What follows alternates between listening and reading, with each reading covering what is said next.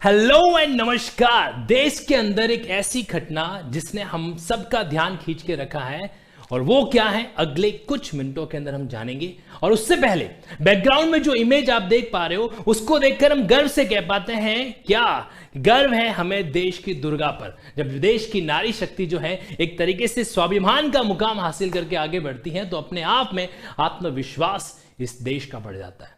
लेकिन सोचो जब इसी नारी शक्ति की संवेदनहीनता कहीं कहीं हमें दिखाई दे उस समय किस तरीके का एक नजरिया जो है लोगों के आंखों में बन जाता है। एक ऐसी ही घटना, एक ऐसी ही न्यूज आज आपके सामने मैं रखने जा रहा हूं। गौर से देखिएगा और साथ ही साथ ये भी देखना कि क्या कानूनी रूप से इस तरीके से इन चीजों को करना जायज है या नाजायज है, गैर कानूनी है या नहीं है। एक बार पूरे ध्यान लगाकर इस वीडियो को ऑब्जर्व कीजिए, फिर हम आगे बढ़ते हैं।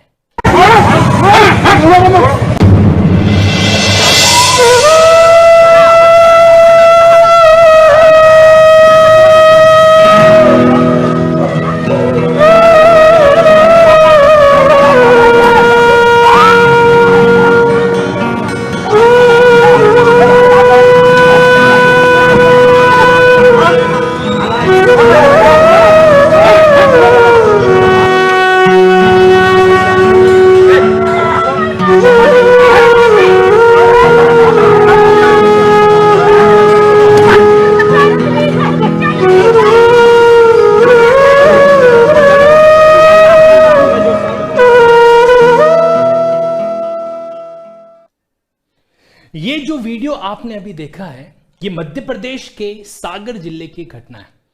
मां और उसकी बेटी दोनों साथ में सड़क पर जा रहे थे और मां ने जो है मास्क नहीं पहन रखा था।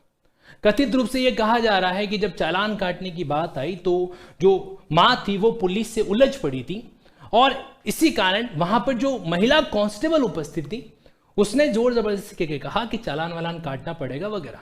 यहां तक तो ठीक है, कोई दिक्कत नहीं, पुलिस अपनी ड्यूटी कर रही थी और चूंकि चालान नहीं पहन रखा है तो इस आपदा को देखते, इस कोरोना की महामारी को देखते हुए पुलिस का कदम गलत भी नहीं है। लेकिन उसके बाद में जो हुआ वो थोड़ा इंसानियत के नजरिए से, कानून के नजरिए से ठीक नहीं है।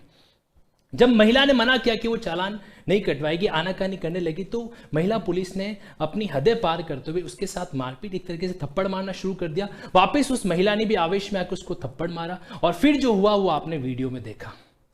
क्या पुलिस को वाकई में इस तरीके से अधिकार है क्या कि कोई व्यक्ति जब उनकी बात नहीं माने तो उसके साथ मारपीट कर ले? ऐसा अधिकार हमारा संविधान किसी को भी नहीं देता, किसी को भी नहीं देता। पुलिस क्या डिस्ट्रिक्ट मजिस्ट्रेट ही क्यों ना हो, इस तरीके से अनावश्यक रूप से जहां तक जरूरत नहीं पड़े मारपीट करने का कोई अधिकार नहीं है। हाँ, अगर वो महिला इस तरीके से आक्रमण करती है उनके ऊपर कि पुलिस की जान को खतरा होता या पुलिस के ऊपर किसी तरह का कोई हमला किया जा रहा होता तो उस परिस्थिति के अंदर लगता कि हाँ वहां पर पुलिस ने अपनी प्राइवेट डिफेंस को इस्तेमाल किया। लेकिन जैसा कि वीडियो में हम देख पा रहे हैं यहां पर वो मां और बेटी किसी आतंकवादी की तरह तो है नहीं कि उनके किसी भी अटैक से, किसी भी चीज से उस पुलिस वालों को, जबकि पूरी पुलिस वालों के साथ ग्रुप खड़ा था वहां पर। तो यहां पर ये जो चीज की गई है ना, ये न केवल इंसानियत की नजर से गलत है बल्कि कानून के दृष्टिकोण से भी गलत है। पुलिस ने इन मां बेटी के ऊपर जो है 353 के तहत हमला करना पुलिस पब्लिक सर्वेंट पर, 332 के तहत उकसाकर क्या करना, हर्ट कॉज करना, मतलब उसको इंजरी पहुंचाना एक शारीरिक रूप से, 188 पुलिस के आदेश को नहीं पालना, 269, 269, 270 जैसी आईपीसी की सारी धाराएं जो इनके ऊपर लगा दी। अब सोचने वाली बात यह है क्या वाकई में इन मां बेटी की गलती इतनी बड़ी थी कि उनको इतनी सजा दी जाए?